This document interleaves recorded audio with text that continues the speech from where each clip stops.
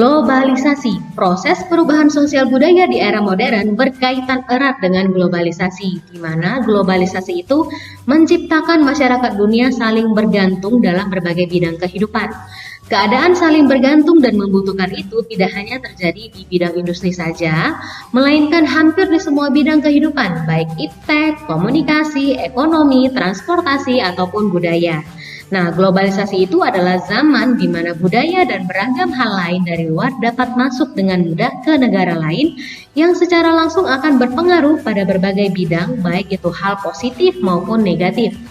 Zaman globalisasi merupakan ujian di mana tiap negara itu harus bisa mempertahankan jati diri masing-masing, serta tidak dengan mudah mengikuti apa-apa yang ada di luar. Nah, apa saja sih 7 peran remaja dalam menghadapi era globalisasi? Yang pertama, ada kecenderungan meniru. Jelas ya bahwa remaja senang sekali untuk meniru apa yang dianggapnya baik. Walaupun terkadang hal itu tidak selalu hal yang positif, namun juga ada hal yang negatif. Meniru tersebut dilakukan sesuai dengan apa yang ditontonnya. Misalnya, saat ini tentunya hilangnya budaya dasar negeri sendiri karena banyaknya remaja yang bangga bisa meniru budaya luar dibandingkan bangga bisa unjuk gigi budaya sendiri. Nah, anak-anak, jangan sampai kita itu lupa dengan jati diri bangsa. Yuk kita tunjukkan budaya-budaya dari negara kita, budaya dari Indonesia ke kancah internasional. Oke, lalu selanjutnya yang kedua ada memperkuat ideologi. Para remaja kini dapat mempersoalkan ideologi dalam tataran makna dan pada tataran perbuatan, sehingga membuat para remaja kini lebih tidak hanya berkonsentrasi mengejar prestasi di bidang ekonomi dan perebutan jabatan di berbagai tataran sosial, ekonomi, dan politik, namun juga meninggikan jati diri. Nah, perkuat lagi ideologi kita itu dalam menghadapi arus globalisasi. Yang ketiga, itu tidak membiasakan bermewahan. Nah, siapa nih di sini yang suka bermewah-mewahan? Ya, jangan sampai terjadi westernisasi ya, pola hidup yang ke barat-baratan. Jadi, seorang para remaja itu dianggap paling sukses jika dia mampu menjadikan jabatan yang diemban tersebut sebagai alat untuk memperkaya diri.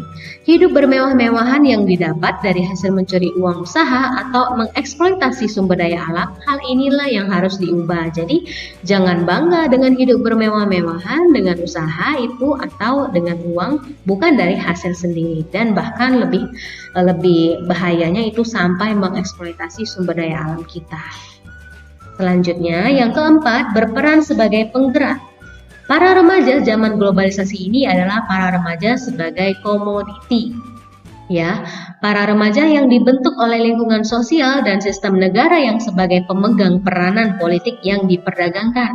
Oleh karena itu, perjuangan para remaja saat ini bukan semata menggantikan sebuah sistem pemerintahan. Jadi, anak-anak semuanya pada intinya, kalian harus ikut berperan aktif sebagai penggerak dalam kehidupan berbangsa dan bernegara, sehingga kita dapat menghadapi arus globalisasi ini dengan siap dan tentunya dapat terus meningkatkan harkat dan martabat bangsa Indonesia.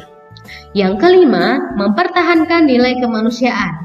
Perjuangan para remaja saat ini adalah mengenalkan pikiran atau cara pandang para remaja dan seluruh rakyat Indonesia untuk kembali kepada nilai-nilai kemanusiaan yang adil.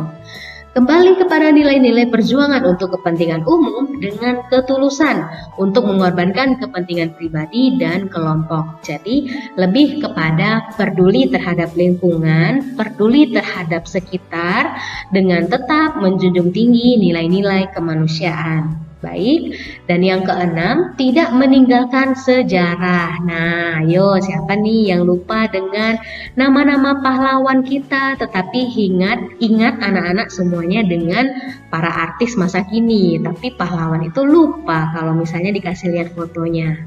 Jadi hati-hati jangan sampai meninggalkan sejarah. Pada saat sekarang ini, di mana keadaan Indonesia yang mengalami krisis kepribadian para remaja seharusnya mampu menjadikan persatuan dan kesatuan bangsa, bukan sebagai pemegang peranan atau penonton saja di negeri sendiri. Karena para remaja saat ini sangat sedikit sekali belajar dari sejarah yang sudah terlewatkan. Ya, jangan sampai kita itu menjadi penonton di negeri sendiri. Indonesia itu kaya akan budayanya. Nah, jangan sampai anak-anak semuanya lupa dengan sejarah bangsa Indonesia. Dan yang terakhir itu adalah gaya hidup. Jadi, adanya remaja yang terkadang susah diatur atau tidak memahami kondisi orang tuanya dalam hal ekonomi terkadang disebabkan karena pengaruh era globalisasi. Remaja mengikuti apa yang tidak mungkin dilampaui untuk dilakukannya sehingga merepotkan orang lain atau orang tua. Tentu remaja memang harus diarahkan sejak kecil untuk mau berusaha dan menerima apa yang dimilikinya apa adanya. Jadi hati-hati nih dengan gaya hidupnya, jangan sampai membuat repot orang tua karena nggak mau ketinggalan zaman, tidak mau ketinggalan tren, fashion dari teman-teman yang lainnya. Kenapa? Kalau misalnya kamu sampai harus mengikuti semua itu, berarti kamu tidak mampu dalam menghadapi arus globalisasi saat ini. Oke anak-anak, itu dia 7 peran remaja dalam menghadapi era globalisasi dan masih banyak peran-peran remaja yang bisa kamu lakukan supaya kita lebih siap dalam menghadapi arus globalisasi saat ini. Baik, sampai di sini dulu materinya.